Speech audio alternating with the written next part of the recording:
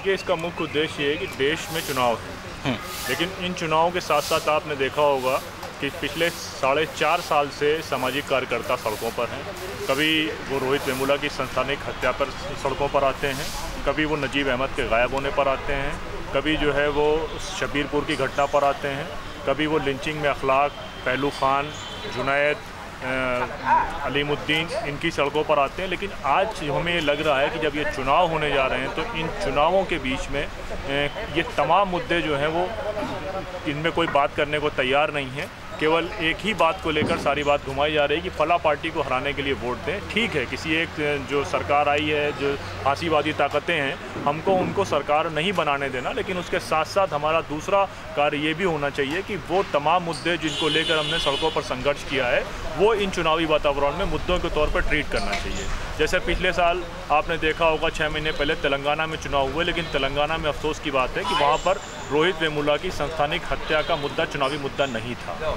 राजस्थान में चुनाव हुए, राजस्थान के चुनावों में पहलू खान को मारा जाना या अफराजुल की हत्या चुनावी मुद्दा नहीं था, या डेल्टा मेघावाल का जिस तरह से रेप करके हत्या करी गई वो चुनावी मुद्दा नहीं था। तो इन तमाम मुद्दों के बीच में चुनाव में हम क्या परसेप्शन बिल्डअप कर सकते हैं, हमारी क्या उम्मीदें हैं, ये 3 सेशन का में इसका पूरा प्रोग्राम चलेगा। पहले सेशन में जितने NSA लगाए गए या लिंचिंग की घटनाएं हुई या फिर जो है वो एक्स्ट्रा जुडिशियल किलिंग हुई, उनको लेकर पहला सेशन चलेगा। दूसरे सेशन में देश में जितने आंदोलन चले हैं, जैसे 13 पॉइंट रोस्टर एक सक्सेसफुल आंदोलन है, वो उस पर बात रखेंगे जो है हमारे लोग। उसके बाद आदिवासी का जो लैंड एक्विजिशन का मामला अभी चल रहा है उस पर सोनी सोरी अपनी बात रखेंगी, प्रोफेसर रतन लाल 13 पॉइंट रोस्टर पर अपनी बात रखेंगे, हन्नान मुल्ला किसानों के आंदोलन पर बात रखेंगे, तो NRC पर जो है संजय हेगड़े एडवोकेट हैं वो अपनी बात रखेंगे। तीसरे सेशन पे हमने हर पॉलिटिकल पार्टी के, हर राजनीतिक पार्टी के उस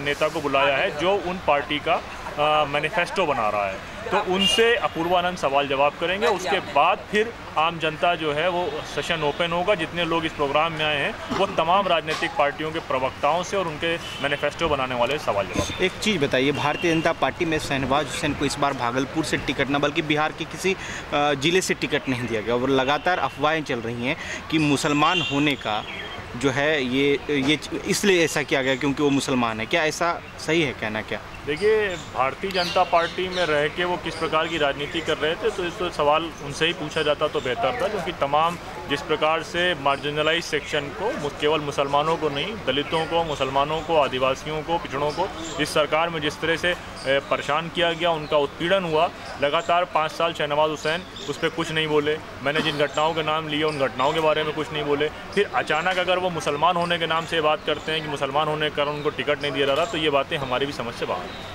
क्या लग रहा है कि इस बार मुस्लिम वोट बैंक जो है मोदी सरकार फिर से वही जुमले फेंक कर इस्तेमाल करेगी या फिर किसी अन्य प्रकार से कोशिश की जाएगी वोट लेने का?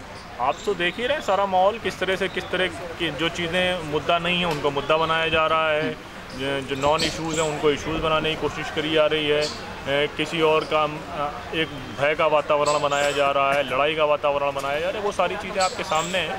लेकिन जहाँ तक वोट बैंक की बात है, ये वोट बैंक मिथ्या है कि मुस्लिम कोई वोट बैंक है। मुसलमान में जहाँ 2 कैंडिडेट देवबंद से आते हैं, मुसलमान वहाँ से हार जाता है, अलीगढ़ से मुसलमान हार जाता है। एक ही देश में वोट बैंक है, वो स्वर्ण वोट बैंक है, वो हमेशा RSS के साथ खड़ा होता है। तो मुसलमानों का वोट बैंक कहना बंद करिए, स्वर्णों का वोट बैंक उस पर बात करिए। नंदिनी, जिस तरीके से अभी तक पूरे 4.5 साल के अंदर इतने आंदोलन हुए थे, उन आंदोलनों को ढकने के लिए जो BJP ने जो अभी षड्यंत्र रचा था, इस बारे में क्या कहेंगे?